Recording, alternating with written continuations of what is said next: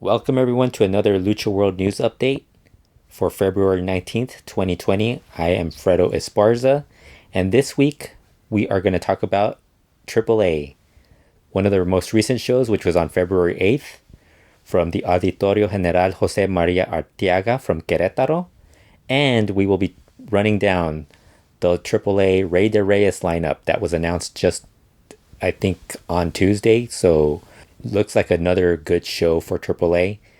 The February 8th show was really good as well. Excellent, actually, an excellent show.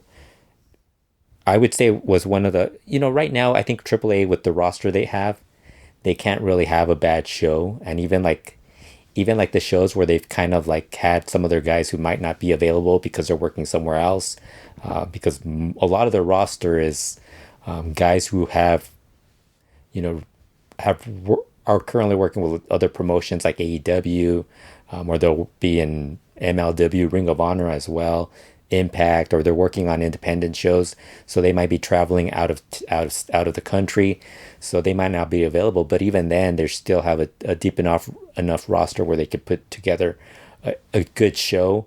And the February 8th show from Querétaro was actually an excellent show, top to bottom, one of the better shows I've seen already just this year.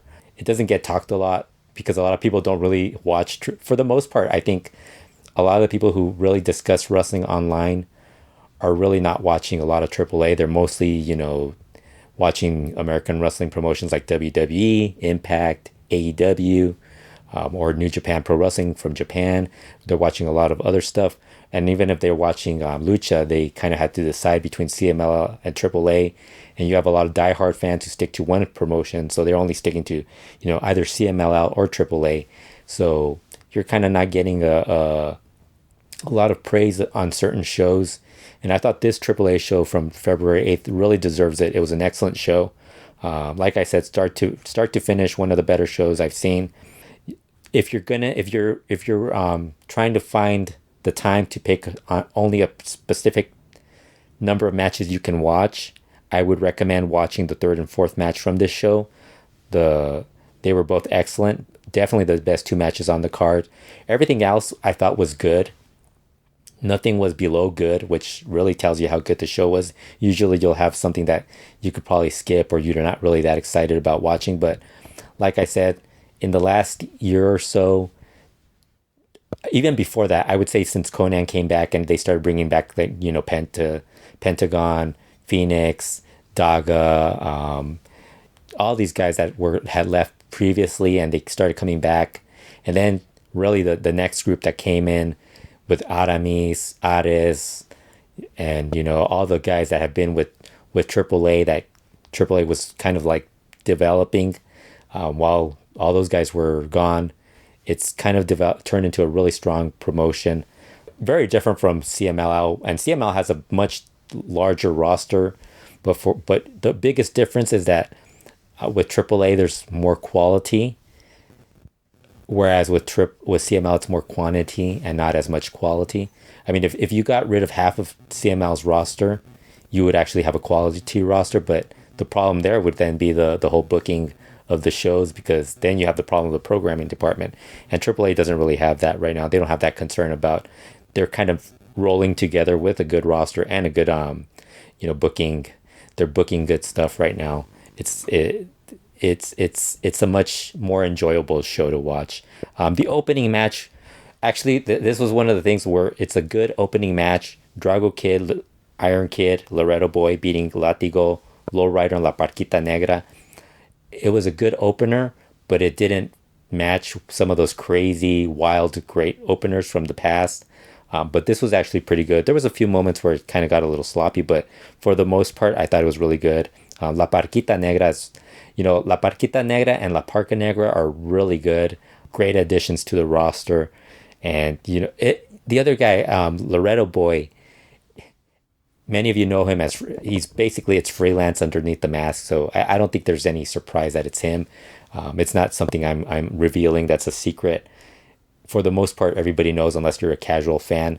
But Laredo Boy, I think he busted up his nose and started bleeding. But the guy that guy's been, if you followed freelance his career, that guy can go, and he's not somebody who like stops just because of a bloody nose. And this was a really good opener. Not as great as previous openers that we've seen on some of the other shows, but still good. Then we had the return of Laredo Kid, who came out and thanked the fans and thanked them for their support while he was on the TV reality series called Exatlon. That's like a competition type of thing, kind of like Survivor. And he was thanking them for all that. He was away for about, I think, 5-6 months almost.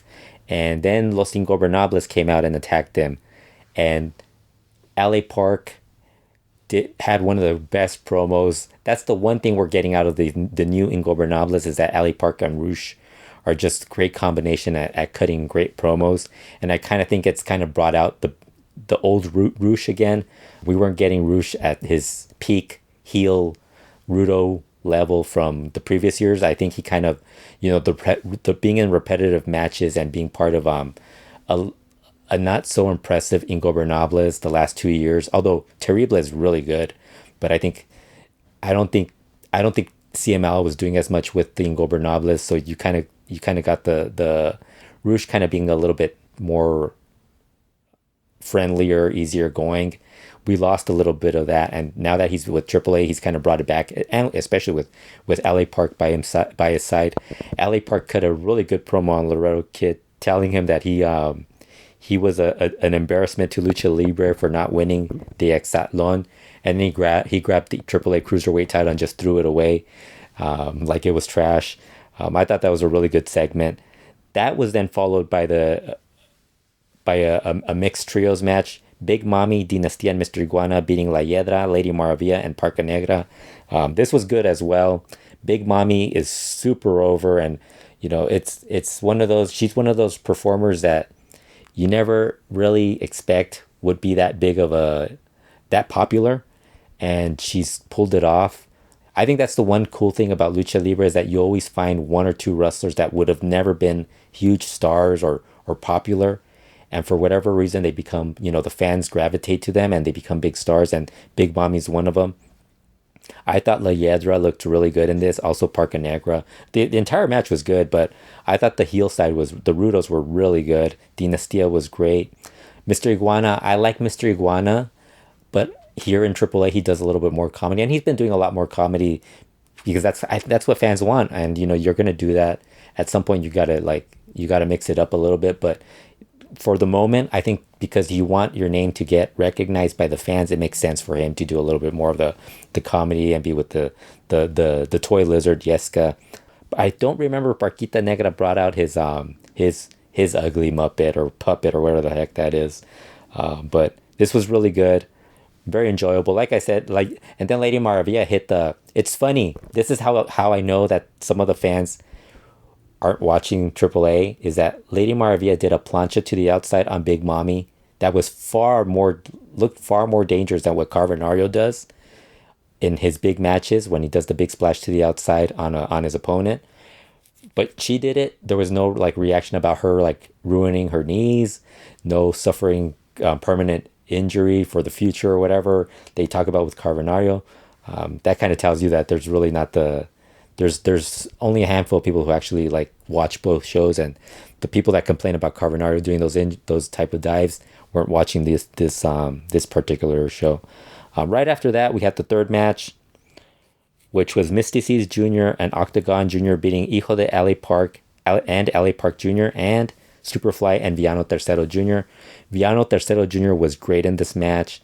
This was really good. I thought Mystices Jr. also looked good. Everybody in this match was really excellent. Park's kids were really good as well, which, if you followed the Hijo de LA Park, I think Hijo de LA Park is good, but he's indie level good. You know what I mean?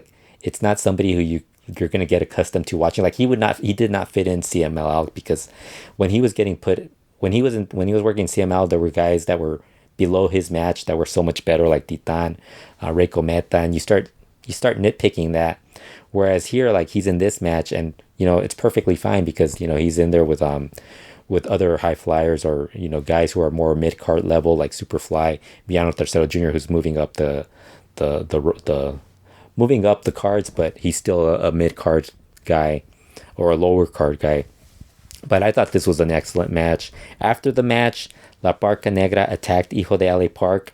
And then you had Argenis come out and attack Mystices Jr., continuing that feud. These are two feuds that I think were going on, I would guess, well, for Mystices Jr. Argenis, it really started late, like sometime, I think they're during the summer or September, right before he left to Exatlon. And then it, obviously, because he wasn't available, they stopped doing it, although you still had Argenis kind of like talk about how he was going to reclaim that gimmick for his family. And then the La Parca Negra versus Hijo de Ale Park, that also ended abruptly as well. So I thought it was interesting that they brought this back. Obviously, they didn't want Ale Park Jr. involved in this, but it would have been interesting if he would have actually made the save for his brother. He didn't. But I thought that was an excellent match and an excellent post-match angle. The fourth match was Hijo de Vikingo, Puma King and Rey Horus beating Rey Escorpion, Taurus, Tejano Jr. with La Hiedra. Excellent match. I thought this was one of the better matches so far of this year. Hijo de Vikingo continues, he's just an amazing worker. I thought this was really one of the, and Rey Horus fit in with them. Taurus, a beast. I think La Hiedra is really, it's kind of interesting because La Hiedra gets used in these matches and she's really good at working with like the smaller male luchadors in AAA. So she fits in perfectly with those guys. And so I thought this was an excellent match. Puma King looked really good in this as well. Just a really fun match overall. Rey Escorpion, I mean, when you have Rey Escorpion also, and he's one of these guys who's a really great base for these guys, but at the same time he was doing a lot of he was doing his own stuff in the match too. So I thought that was excellent. Right after that, we had the reunion of Psycho Circus as they beat Poder del Norte.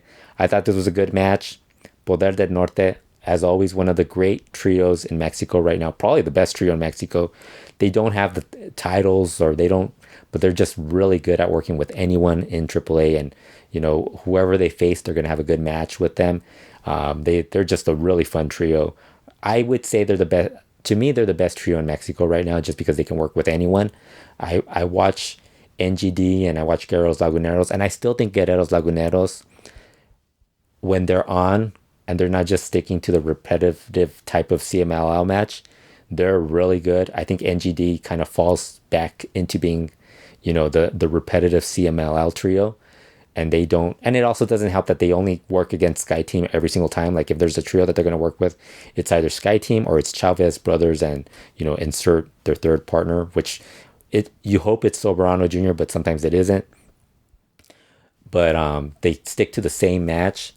Whereas Poder del Norte is able, I think also because Poder del Norte can also do a little more in AAA because it's not the same formula. They could use chairs and they could use a little bit more, do a little more of a different type of match. So I think they're so much better than anybody else. But this was really good. At certain points, I thought Poder del Norte could beat Psycho Circus, but obviously they're building up Psycho Circus for Los Ingobernables, which we will talk about in a bit. But this was, like I said, a good match. The main event was Rouge Toro Blanco, LA Park, La Bestia del Ring, Los Ingobernables, or La Facción Ingobernable, beating the returning Laredo Kid, Phoenix, and Pentagon Jr. And I just noticed I wrote Renix on this. Laredo Kid replaced Dr. Wagner Jr., who had actually said this was going to be his last AAA show. He did not end up showing up, so I guess, I'm guessing it wasn't just Dr. Wagner Jr., but probably AAA realizing that maybe it was time to move on from him. I'm sure he'll come back at some point because, that's the way Lucha Libre works, where, Dr. Wagner Jr. was so much a big part of AAA for the past couple of years that maybe they just need to phase him out a little bit, take a little break from him. I think that's perfectly fine. Take a break, bring him back maybe like 6 months or a year later. I don't think they could resist a year, but maybe like by Triple Mania or something, bring him back. That'd be fine. Just give us a little break from that, from the repetitiveness of whatever they were going to do with him. And honestly, I think he saw the writing on the wall that he wasn't going to be a focus for the time being within AAA. But I thought this was another good match. And, it's funny because it always seems like Phoenix ends up getting La Bestia del Ring for him to do dives on. And again, Bestia the Ring is horrible as a base. But, the good thing about him being in AAA right now is that they can hide him. It's because he's involved in fresher matchups, and it's not the repetitive stuff that we were seeing in CML, so they could pretty much hide him for the time being. At some point, it's going to be a little bit difficult because they're just going to have to like figure out what they could do with him, because I can't imagine them being too thrilled about. I know like Conan and some people are probably going to like say, no, he's a professional. He's not as bad as people as we make him out to be, but he's pretty bad. So and there's been wrestlers who have privately said it. So let's be serious. But I thought this was good. Pretty cool to see Laredo Kid kind of thrown into the mix with main event caliber guys. So that kind of tells you that he's kind of reached that next level, and that's good for him. And also good for us because we get good matches because Laredo Kid is a really good worker. This match also had a few run-ins. Averno just ran out and randomly attacked Pentagon Jr. Nobody knew why. After the show, he did an interviews where he said that Pentagon Jr. had left, so he was coming back and trying to take over spot of other guys who had been loyal to AAA and had been around. So that was kind of like what their feud was. I think at certain points, people thought that maybe he was going to join Los Ingobernables, but that did not happen. And then the Ingobernables, when they were unmasking Phoenix and Laredo Kid's mask, Psycho Circus came out. So that set up their next big feud, which is actually a really good feud just because it gives Psycho Clown the big, he gets to work with, the big feud. And at the same time, it kind of gives the other two guys something to do. And to, obviously those other two guys are probably going to be the ones that like get the losses in the matches, but it at least puts them up there, and it gives you that, the big faction of the past 5 years in Los Ingobernables going up against Psycho Circus, which was probably the biggest trio of the 2010s in AAA. So I think that's something that, and even before that, so they've been together. They were together for like the longest time. I think that's the one thing with Lucha, that you have so many factions that stick around for so long that you just run out of you forget about the time. Like somebody will be like, remember that time so and so was in that faction, and you're like, oh, I don't remember that. But then you realize that faction has been around for 15 years or 20 years, and it's like, it's crazy. But I think that's overall, I thought this was a good show. Like I said, it kind of had a few things that were teasing towards the next for whatever's coming up, especially with the Psycho Circus and Ingobernables. We're going to talk about that in a bit. But, definitely, if you guys, it should be going up on their, I think it might be already going up on their YouTube channel at some point. So on the AAA YouTube channel. So you should check that out if you don't subscribe to Twitch. Like I said, if you don't have the time to watch the complete show, watch the third and fourth matches. Those were really the two matches that were excellent. But like I said, everything on this episode, on this show was really good. So yeah, I recommend watching that. Speaking of one of the next AAA shows, and I'll probably do the next news update. I'll run down the next AAA show. I think it's coming up on Saturday, and hopefully they'll have the full lineup for the AAA and MLW show that's happening in Tijuana. That'll be a MLW TV taping, and there's some matches that look really good that are being announced. Who knows if they're actually going to happen, but they look really good. But let's talk about Rey de Reyes 2020. AAA announced the lineup. It will be held on Saturday, March 21st, in the Poliforum Zamna in Merida, Yucatan. That's actually the day after Dos Leyendas. So, if you want to watch, that's a good weekend to watch Lucha. You could watch your Dos Leyendas, and then you could watch Rey de Reyes. We still don't know if Dos Leyendas is going to be live. I would assume AAA will actually live stream this show on Twitch. But if they don't, at least you have some time to watch these shows. But they'll be back to back. They'll be back to back live, but we don't know if the CML show is going to be streamed live. But if it ends up showing up on it usually shows up on late Friday or early Saturday. So You can make a weekend out of watching two shows. But the AAA Rey de Reyes lineup was announced, and like I said, the main event for that show is basically the what was built up in the February 8th show, and it'll probably continue to get built up as the weeks go on the upcoming shows, as well as on the TV shows that they'll be airing.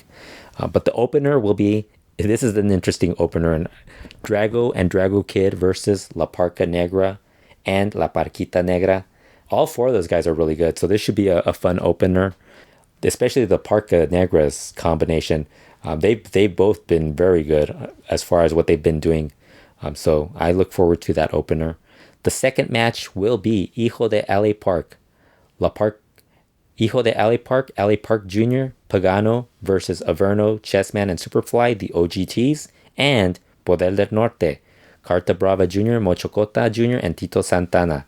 That should be a good match as well, just because it has Poder del Norte, and you know some of these guys are crazy, and you know Pagano is going to go through a table. He might actually light it up on fire.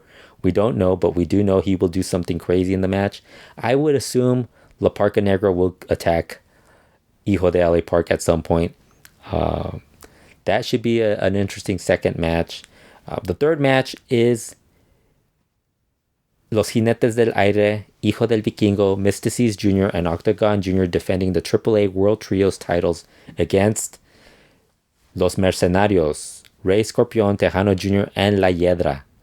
La Hiedra is actually the only female listed on this entire AAA card.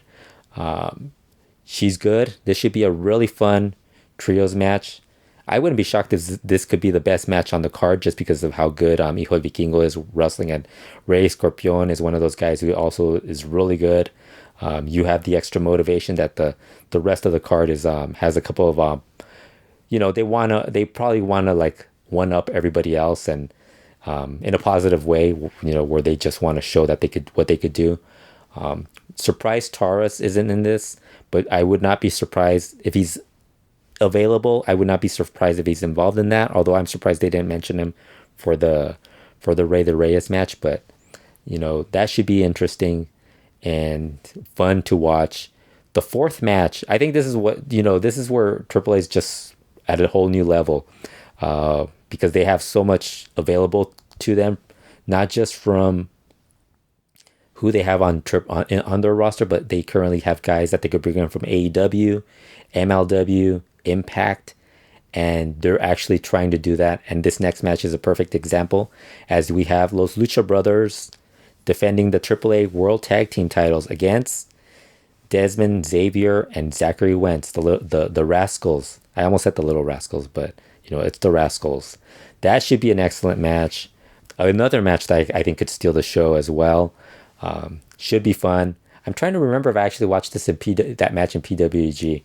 I think it was a different group that I saw in PWG once, but this should be really fun. Like I said, one of the benefits of AAA, I think that's the biggest difference between AAA and CML. When CML has these partnerships, they make no effort to bring anyone in, and every single fan that knows, that is a CML fan, a die-hard CML fan, will complain about how they don't bring in these guys, and for whatever, and it falls on deaf ears because they don't give a crap. And whereas with AAA, they actually do this. They try to make their shows as enjoyable as possible, especially right now that they have these partnerships right now. The fifth match will be Kenny Omega defending the AAA World Mega Heavyweight title against Laredo Kid. I think that should be a really good match. Like I said, you're really going through like from 3 to 5. This is really like one of those like just back-to-back big matches, and I think that's what people are going to be most interested in. But those first two matches are good as well, but I think that's what is going to like draw the crowd, is the fans. It's going to be those. Kenny Omega, this is his third defense. He's defended it already against Phoenix and Dragon Lee, and those two matches were excellent. I would expect nothing less from this match. I think this might actually be even better than the Dragon Lee match, which is impossible. It's hard to say that, but just because there's a little more familiarity between Laredo Kid and Kenny Omega. I don't know if we're going to see a title change. I think they like the fact that Kenny Omega holds the title and he's a big international star. So I could see that still being him retaining in a great match. After that, we do have Rey de Reyes. Those it's basically like pretty much like Heroes in Mortaz, the Copa Antonio Peña or the Triple Mania Regia or Copa Triple Mania, whatever you want to call it. These matches are hit or miss, but this one has Blue Demon Jr. versus Aerostar. Well, it has Blue Demon Jr., Aerostar, Michael Nakazawa, Mascarita Sagrada, Mr. Iguana, Niño Hamburguesa, Dave the Clown, Ares, Dinastia, and Villano Tercero Jr. This could actually be good just because the way it's planned out. If it's done the same way that they do the Copa Antonio Peña, where they bring in somebody new every couple of minutes and they time it where it's, where there's not as much of Dave the Clown, and then Blue Demon Jr. can do his thing, or Michael Nakazawa, and you could have Blue Demon Jr. do his thing with the hammer at the end or whatever. But if everybody else in the match can actually hold their own as far, because everybody else is pretty good in this.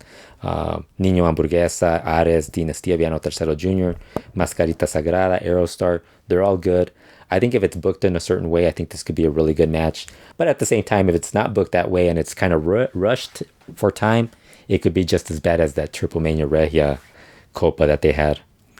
The final match, the seventh match, will be the Psycho Circus, Psycho Clown, Monster Clown, and Murder Clown versus La Facción Ingobernable, Rouge Toro Blanco, LA Park, and La Bestia del Ring. I think that's going to be pretty good. It's going to have a lot of crowd heat. It's going to be one of those matches that gets a lot of reaction. And I think it really depends on how much Psycho Clown and LA Park and Rouge do, just because everybody else is kind of not at their level. Although I think Murder Clown has kind of really improved over the past couple of years, but I think it's going to be fine just because it's a battle of like two factions, two groups that have been a big part of Lucha Libre for the past 10, with the Psycho Circus being around for so many years, reuniting, and Ingobernables being around for so many years and now coming here.